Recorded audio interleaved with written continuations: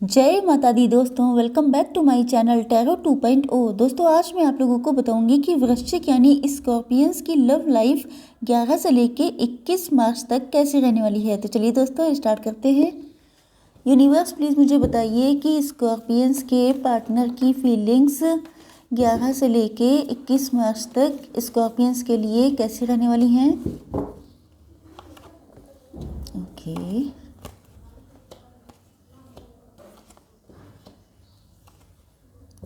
Okay Scorpions की feelings अपने partner के लिए 11 से लेके 21 मार्च तक कैसी रहने वाली हैं।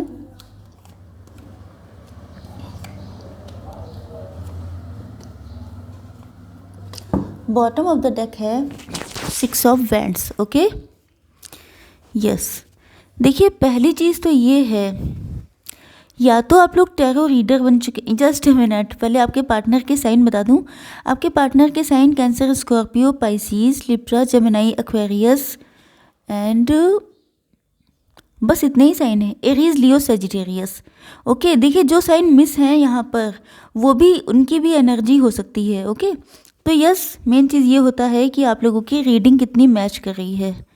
ओके देखिए आपके पार्टनर आपको बहुत ज़्यादा इंट्यूटिव साइकिक देखते हैं। या तो आप लोग टैरो रीडर हैं या तो आप लोग स्पिरिचुअल बहुत ज़्यादा हो गए हैं। लेकिन मुझे ऐसा लग रहा है कि जैसे पहले अगर आप लोग बहुत ज़्यादा इमोशनल थे, सेंसिटिव थे, बहुत ज़्यादा यस वल्नरेबल थे, तो आपके पार्टनर को ऐसा फील होने लगा है जैसे अब आपकी पर्सनालिटी में काफ़ी चेंजेस आ चुके हैं। अब आप पहले के कंपैरिजन में अब उतने इमोशनल नहीं रह गए हैं जितना आप पहले कभी होते थे। क्योंकि इनको ऐसा लग रहा है कि जैसे पहले तो आप इनको मतलब बस ये आपको एक आवाज़ दे दें आप इनके पास पहुंच जाते थे। लेकिन मुझे लग रहा है कि आप लोगों के नो कांटेक्ट को काफ़ी टाइम हो चुका है। तो ये चीज़ इनके लिए बहुत ज़्यादा सरप्राइजिंग है कि आखिर आप इतने टाइम से इनसे दूर कैसे हैं।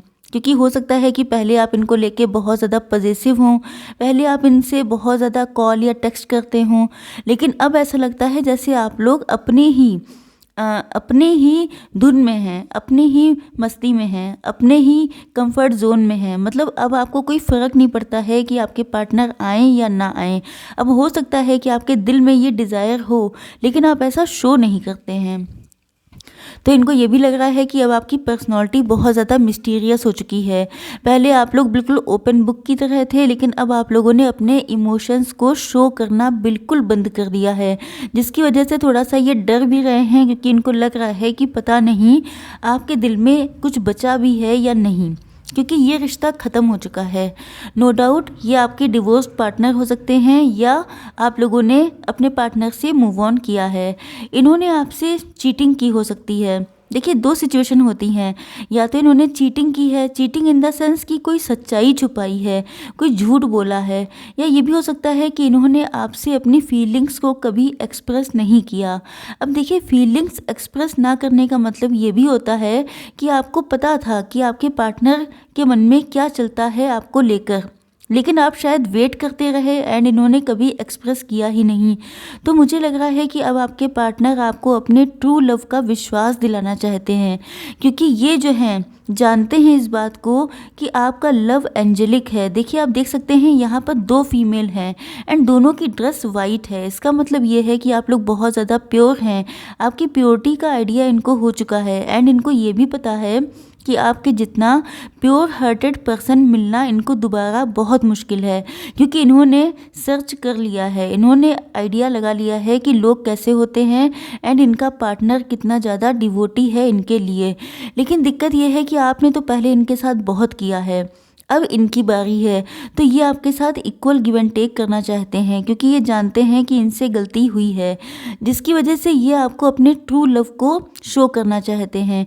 हो सकता है जब आप लोग कनेक्शन में थे तब आपके पार्टनर आपसे जस्ट फ्लर्ट करते हों, लेकिन शायद आपकी फीलिंग्स बहुत ज़्यादा स्ट्रॉन्ग थी एंड यस इन्होंने हो सकता है कि इस बात को छुपाया हो कि इनके मन में आपको लेके शायद उतनी डीप फीलिंग नहीं थी, लेकिन शायद आप बहुत ज़्यादा डीप में पहुंच गए थे। तो कुछ भी सिचुएशन हो, मेन चीज़ ये है कि अब ये अपने ट्रू लव को आपके सामने एक्सप्रेस करना चाहते हैं। ओके, चाहे ये आपके डिवोर्स पार्टनर हों या ये आपके लवर हों। चलिए देखते हैं कि आपकी फीलिंग्स क्या हैं। देखिए मुझे ऐसा लग रहा है कि जैसे जो कुछ भी हुआ, चाहे आपका डिवोर्स हुआ हो, चाहे आपके ये लवर हों, जो कुछ भी सिचुएशन हुई है उसमें आप लोगों ने बहुत ज़्यादा मतलब अनलिमिटेड कष्ट मुझे दिखाई पड़ रहा है, क्योंकि यहाँ पर सब सॉर्ट्स के कार्ड हैं। आपके इमोशंस वेस्ट गए, आपके इमोशंस को समझा नहीं गया, आपको बिल्कुल अकेला कर दिया गया, ऐसा लगता है। देखिए आप देख सकते हैं कितना पेन है इन कार्ड्स में, सब में ब्लैक एनर्जी है, मतलब बहुत ज़्यादा नेगेटिविटी, बहुत ज़्यादा डार्कनेस, अकेले रातों को जगना, रातों को उठ के रोना, एंड बहुत ज़्यादा डिप्रेशन, बहुत ज़्यादा अकेले में टाइम स्पेंड करना, दुनिया से कट ऑफ हो जाना, किसी पे विश्वास ना कर पाना, बहुत ज़्यादा बैक स्टैबिंग का एक हर्ट वाली फीलिंग कि आखिर गलती क्या थी, क्यों इतना हर्ट पहुंचाया गया। तो मुझे लग रहा है कि पेन तो देखिए अनलिमिटेड है यहाँ पर, एंड मुझे ऐसा लग रहा है जैसे ये फेज़ अब निपट चुका है। यस, आप लोगों में से बहुत सारे लोगों को, देखिए सबका नहीं निपटा होगा, लेकिन मेन चीज़ ये है कि बहुत सारे लोग अभी इस कंडीशन में हो सकते हैं, एंड बहुत सारे लोग अब ट्रांसफॉर्म भी हो चुके हैं, क्योंकि देखिए हर चीज़ को सहने का, बर्दाश्त करने का एक टाइम होता है। ऐसा नहीं होता है कि कोई इंसान पूरी ज़िंदगी पेन में निपटा दे। तो मेन चीज़ ये होती है कि आपने पेन झेला, आपने सीखा, एंड आप लोग आगे बढ़ गए। मुझे ऐसा लग रहा है कि आपके लिए शायद आप लोगों ने सोचा है पास्ट को छोड़कर आगे बढ़ने के लिए, क्योंकि मुझे ऐसा लग रहा है जैसे आप लोगों की पर्सनालिटी में काफ़ी पॉजिटिव चेंजेस आए हैं। आपको पता चल गया है कि अच्छा क्या है, बुरा क्या है, एंड अब आप लोग अपनी लाइफ में आगे बढ़ना चाहते हैं। हालांकि आपके लिए बेटर भी यही है कि आप लोग पास्ट को छोड़कर आगे बढ़ें, क्योंकि अगर आप लोग स्टक रहते हैं तो ये फाइनली आप ही के लिए हार्मफुल होगा। मुझे ऐसा लग रहा है जैसे अगर आपकी मैरिज के लिए प्रपोजल आ रहे हैं तो आप लोग कंफ्यूज हो जाते हैं, डिप्रेस हो जाते हैं, या कोई पर्सन आपको अप्रोच भी कर रहा है तो आप कंफ्यूज्ड एंड डिप्रेस हैं, क्योंकि ऐसा लगता है कि आप डर रहे हैं कि कहीं ऐसा ना हो कि वही सारी चीज़ें रिपीट हो जाएं जो पहले हो चुकी हैं। यस, देखिए मुझे ऐसा लगता है कि या तो ये एनर्जी आपकी हो सकती है, आपके पार्टनर की। आपके पार्टनर आपसे मैरिज करना चाहते हैं बहुत स्ट्रांगली, एंड आप लोगों के लिए देखूं तो मुझे लग रहा है कि या तो आपके मैरिज के प्रपोजल्स बहुत ज़्यादा आ रहे हैं, आपकी फैमिली आपके लिए बहुत वरीड है, आपकी मैरिज करवाना चाहती है, एंड यस मुझे लग रहा है कि मैरिज करने की इच्छा तो आपकी भी है, लेकिन आपके मन में डर है, जो पास्ट का फियर है वो अभी तक आपके मन से गया नहीं है। चलिए देख लेते हैं थोड़े से कार्ड्स कि आपके पार्टनर का नेक्स्ट एक्शन क्या हो सकता है, एंड गाइडेंस देखेंगे आप लोगों के लिए, मतलब स्कॉर्पियंस के लिए। ओके, यस, नेक्स्ट एक्शन क्या होगा। यूनिवर्स प्लीज़ मुझे बताइए कि जो मेरे स्कॉर्पियंस व्यूअर्स हैं, ओके, उनके पार्टनर का नेक्स्ट एक्शन क्या हो सकता है, क्या पॉसिबिलिटीज़ हैं।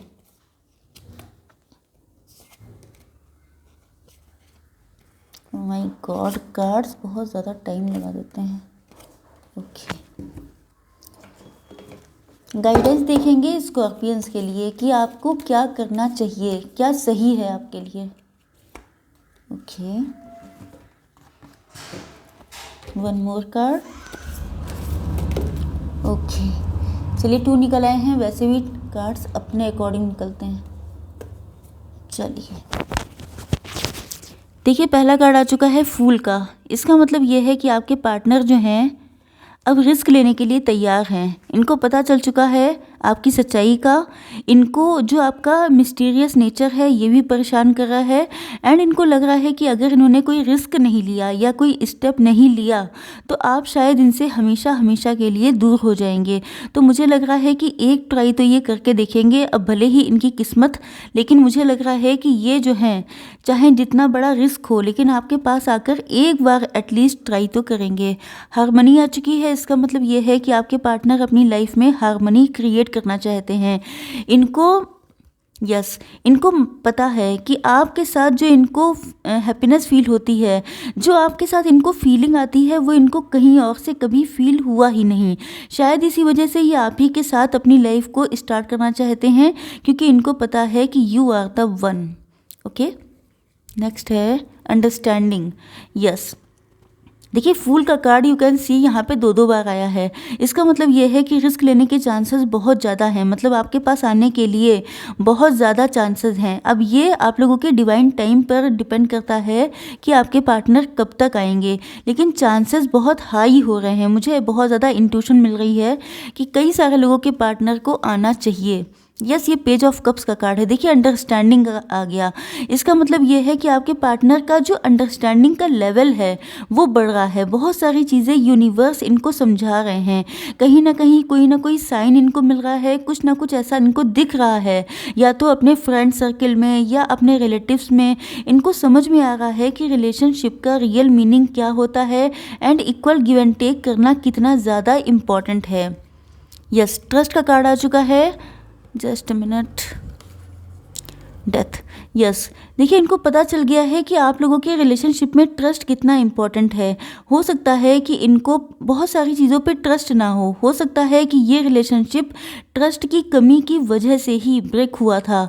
तो आपके पार्टनर को अब आप पर ट्रस्ट आने वाला है। इनको पता चलेगा खुद की एबिलिटीज़ एंड आपकी एबिलिटीज़, अपने रिश्ते की जो गहराई है वो सारी चीज़ें इनकी समझ में आएंगी। एंड आ चुका है रिसेप्टिविटी। यस, तो देखिए आपके पार्टनर जो हैं वो रिसेप्टिविटी के मूड में है। इनको बहुत सारी चीज़ों के रियलाइजेशन हो रहे हैं, इनकी अवेकनिंग हो रही है, इनका ट्रांसफॉर्मेशन हो रहा है। देखिए यूनिवर्स ने अपना प्रोसेस स्टार्ट कर दिया है। आपके पार्टनर बहुत सारी सिचुएशन से, बहुत सारे एक थॉटफुलनेस से गुजर रहे हैं। इनको पता चल रहा है कि ये रिलेशनशिप किस टाइप का है। तो बहुत सारी चीज़ें प्रोसेस में हैं एंड मुझे लगता है कि आपके पार्टनर रिस्क लेने के लिए बिल्कुल तैयार हैं। चलिए देख लेते हैं कि आपके लिए गाइडेंस क्या है ऐसे टाइम में। The universe is with you. देखिए मैंने अभी आपसे क्या कहा था, just minute. Yes, wear a clock of protection and love. देखिए मैंने आपसे कहा था कि यूनिवर्स अपना काम कर रहे हैं, तो आपको यूनिवर्स पर ट्रस्ट रखना है। दूसरी चीज़ ये है कि आपको खुद को प्रोटेक्ट करना है एंड खुद से लव करना है। ऐसा नहीं है कि आप लोग अपनी डेस्टिनी को कोसें, खुद को उल्टा सीधा कहें, या आपको लगे दूसरों से कंपैरिजन भी नहीं करना है, क्योंकि ये भी बहुत ज़्यादा पेनफुल होता है। Balance spirituality and practicality. Yes, देखिए आपको बिल्कुल ऐसा नहीं है कि आप स्पिरिचुअल हो जाएं तो आपको प्रैक्टिकल वर्ड से कनेक्शन ख़त्म कर देना है। ना ही अकेले रहना है, ना ही सैड रहना है, ना ही डिवाइन को सरेंडर। देखिए सरेंडर करने का मतलब ये होता है कि ऐसा नहीं है कि आप लोग फिर कर्मा से डिस्कनेक्ट हो जाएं। आपको अपने कर्म भी करने हैं, मतलब जो इम्पोर्टेंट चीज़ें हैं उनको भी आपको फॉलो करना है। तो आपको स्पिरिचुअलिटी एंड प्रैक्टिकलिटी में बैलेंस बना के रखना है। नेक्स्ट है मेडिटेशन एंड कंटेम्पलेशन। यस, आप लोगों को मेडिटेशन करना चाहिए, क्योंकि आपकी हीलिंग नहीं हुई है, क्योंकि आप लोगों ने बहुत पेन से आप लोग गुजरे हैं। तो सबसे इम्पॉर्टेंट ये है कि अगर आप लोग मेडिटेशन करते हैं, आप लोग इस पेन से निकल आते हैं, तो बहुत अच्छे डिसीजन लेंगे एंड जो डिसीजन आपके फ्यूचर के लिए बहुत ज़्यादा प्रॉफिटेबल होंगे। ओके, आई होप सो कि रीडिंग आप लोगों को पसंद आई होगी। Like, share and subscribe. जय माता दी।